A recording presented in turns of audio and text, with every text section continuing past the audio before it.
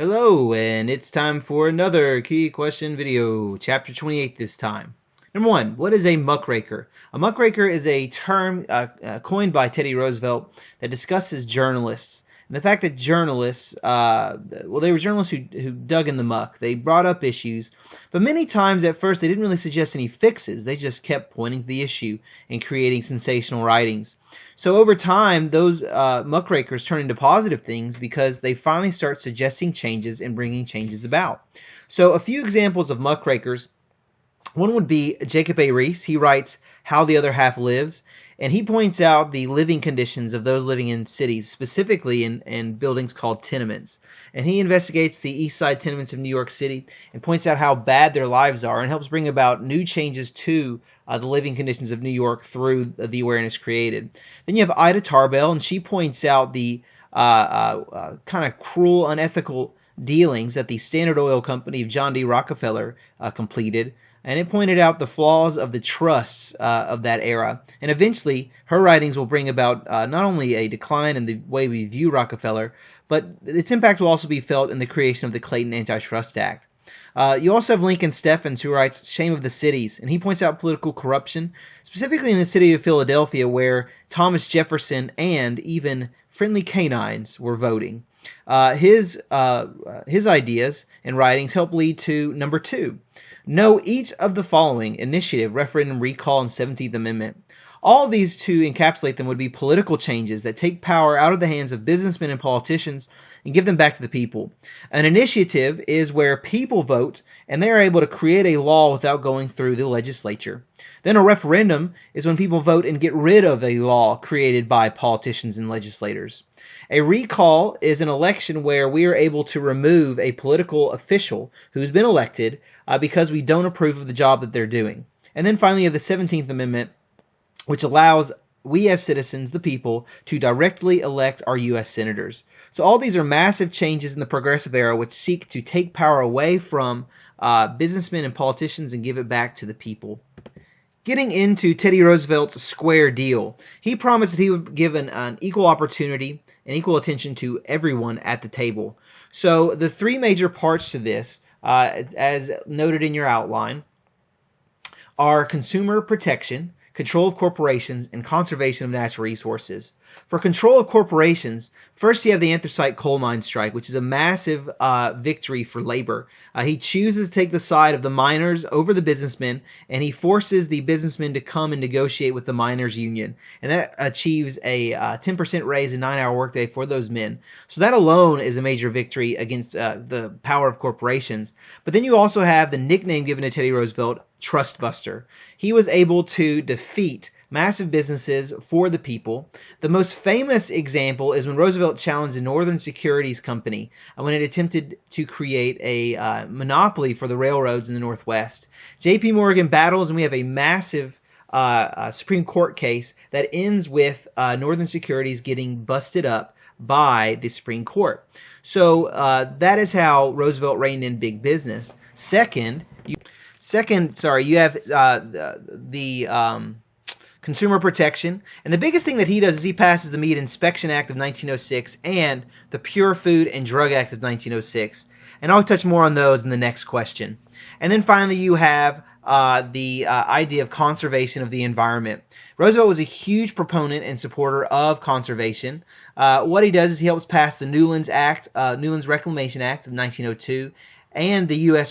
creates the U.S. Park Service. All of this uses federal funds to protect public lands from being purchased by businesses and destroyed. The idea of conservation, of course, comes from the idea that we will need all these resources for years to come. And if we just allow them to stay in the hands of businessmen, they could care less what happens to the environment or how long it lasts. They'll simply use the resources to make as much money as possible. And so he's able to pass the Newlands Reclamation Act and create the U.S. Park Service, national parks, forest reserves to protect our resources for a more sustainable use over time.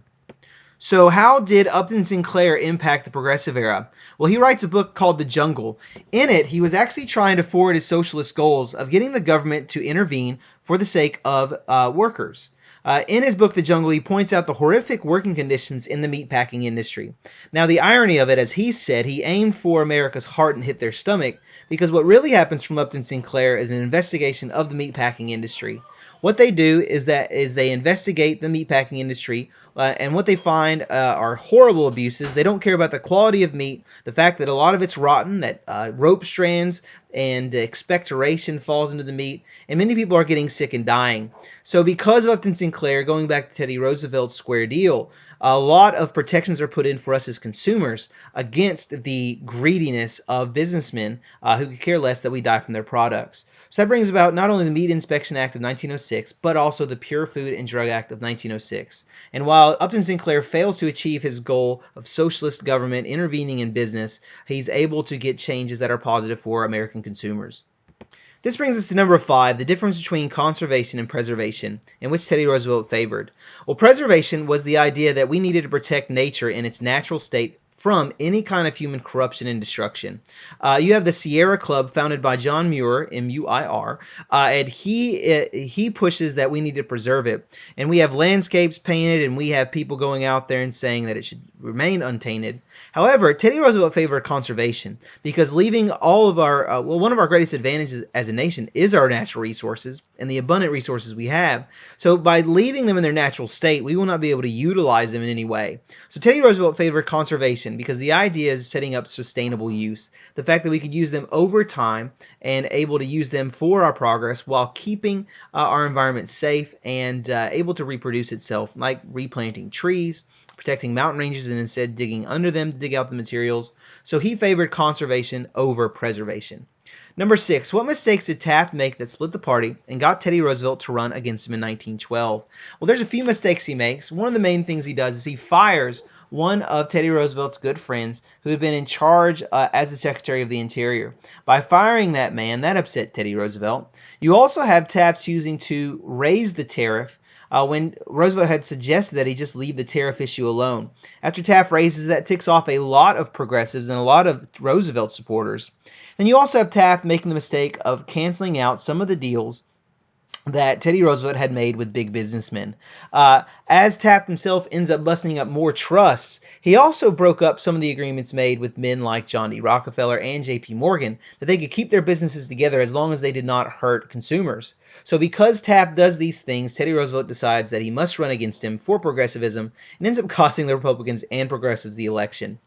Number 7, explain dollar diplomacy. Basically, Taft encouraged Wall Street bankers to invest in foreign areas of strategic interest to the U.S. By investing in these foreign areas of interest, not only would we build up those nations so they could resist Europe, but all the money would come flooding back into our country. So you have nations like China that we invest in a railroad to be built because they needed it, but it would be U.S. businessmen who would make the money off of it.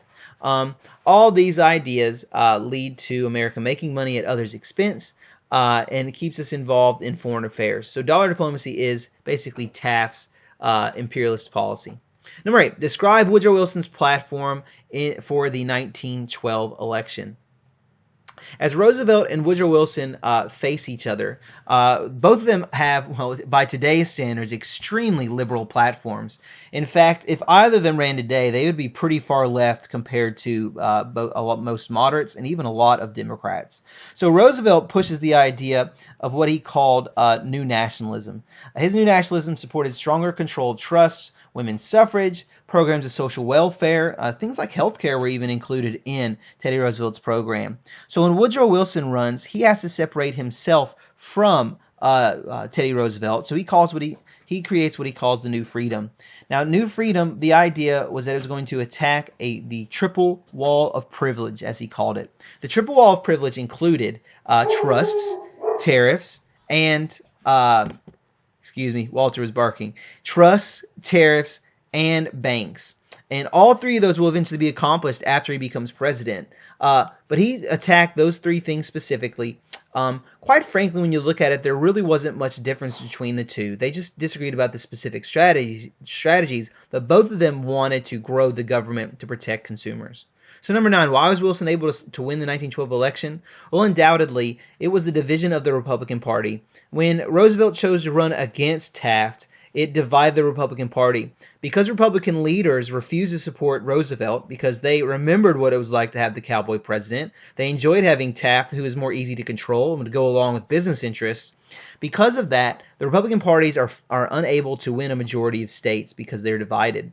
So Wilson wins the election despite only having 42% of the popular vote. Eventually, the Progressive Party dies out because they were running out of candidates that were getting elected. And a lot of that also has to do with tying their wagon to someone like Roosevelt, who wasn't going to be able to run in the future. So Wilson takes over, and in the next couple of chapters, we'll talk a lot about Wilson's progressivism, and then eventually how we are led into World War I. Thank you. Hope this answered all your questions, helps you do your homework, and helps you ace the quiz in a couple of days. Have a wonderful night.